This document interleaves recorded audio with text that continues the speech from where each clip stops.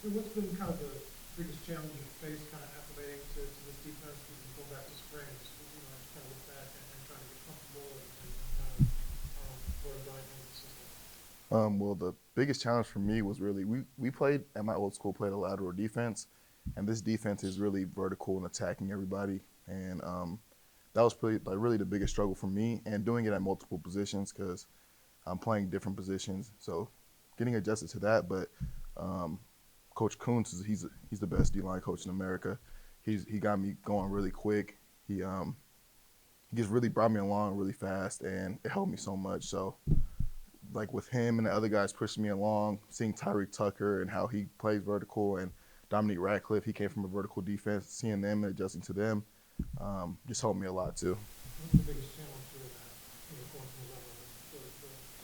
Just What do you think, just movement or just the mindset? What's the biggest challenge? yeah, so usually we step um, like side to side, like going against these big old linemen side to side, but now we get to go attack and actually like be physical with them. So that was like the biggest challenge, but I think I'm getting the hang of it, and I'm really enjoying myself here.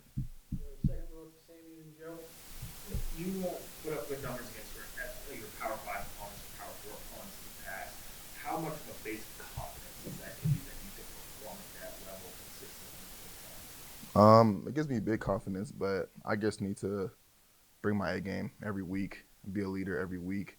I win against really good opponents, Alabama, Ohio State, and it's just being consistent. I can't just have flashy games, the big games, and then when it's like regular games, like I just can't be mediocre. So I just gotta continue to be consistent, have those games throughout the whole entire season to help us win. Second row to Joe and then Seth. How much have you been able to reflect that just in a couple of years you went from JUCO to San State College and now you're at the Big Ten level, just kind of that journey that you've taken? I was actually reflecting last night. It's crazy. I was talking to my friend, but it's really all God. I think God has a plan for all of us, and it's just our journey. I would never expect for me to go from JUCO to Western Kentucky to here, like a Big Ten program. I was dying to get an FCS offer out of literally JUCO, and I got blessed with the WKU offer, and then I just worked my tail off, continuing to try to get better, trying to be a leader, and then I got blessed here, and I'm just very grateful.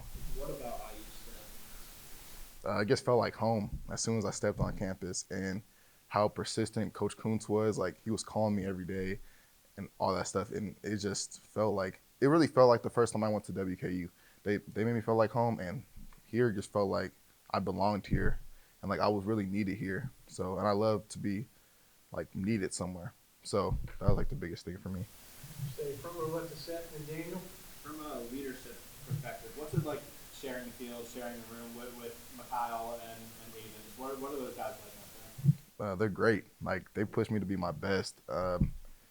It's like I haven't seen my true potential without them. They give me the confidence I need. That you need guys on the field like you can trust and you can rely on, and I don't need to think twice about who I got on the field with me.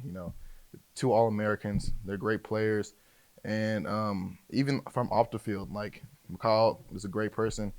We always get extra work. We always hang out. We always got closer, and that was one of the biggest things for me because I come from a really close D line in my old school, and this is the closest I've been with my D line ever. So we're like brothers, all of us.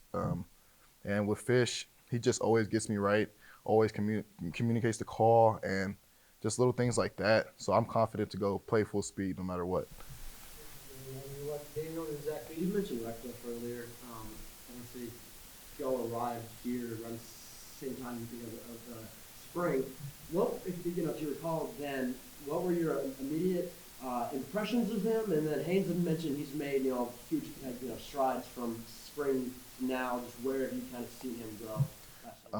Well, he's a great D tackle. He's probably the twitchiest D tackle I've ever seen. He's a heavy body, but he's like an end playing D tackle. Like he's really smooth. The biggest thing I've seen is just consistency from him. From the fall, he's just been balling out. He's been hooping. He's been in the backfield every play, just destroying blocks. He got way better at double teams, and just him being a leader as well, just bringing other guys along like the young guys we got in the room, and he's just been helping all of us. How early could you kind of feel his twitch? First practice, I'm really really first conditioning. Like he was moving. Like we were we always compete. The whole D line competes in you know, conditioning, winter conditioning, all that stuff. So when I seen him like moving in box drills and stuff like that, I'm like, oh, he can really move. And this guy's like 300 pounds, but he doesn't look it. So he's extremely twitchy. And I'm just like, wow, yeah, we need him. Well, on your right, Zach B, and then Josh. I talked with Upton Stout in the spring, and he raved about your work ethic, and he said you play with your hair on fire. How did you kind of develop that mentality? Well, yeah, that's my guy. But just I don't come from a lot, so I just try to like get everything I can no matter what. You know, coming from JUCO, that's really where the mentality comes from. These JUCO guys, we're sleeping in like apartments, 5 to a room sometimes, especially in California. It's really bad out there, but it just shows how gritty you are. And like every time I'm on the field, I just gotta like think of it as my last play. Even in practice, like you never know when it's your last play. So I'm just trying to strive to be my best every day and just be great. I'm just chasing greatness.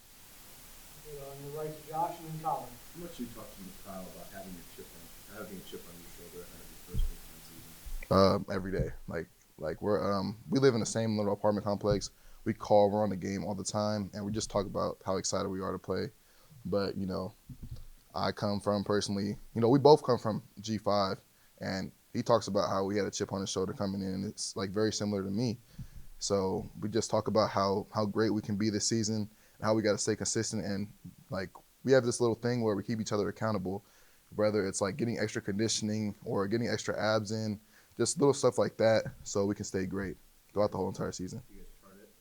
No, we guess. So like, say I'm leaving the weight room, he'll be like, "No, you got to come back in," and then like vice versa. And we just get extra work like that. We'll wrap on your right with Colin. You mentioned how connected the defensive line is, and you said you feel like brothers. Have you seen that translate on the field in practice, and how do you think it will translate on the field during season? Yeah, so in spring, you can really tell like we weren't used to each other. We weren't hanging out as much and stuff like that. Everybody's really good in their own way, but we weren't connected. This fall, I just felt like I was playing with like my family out there.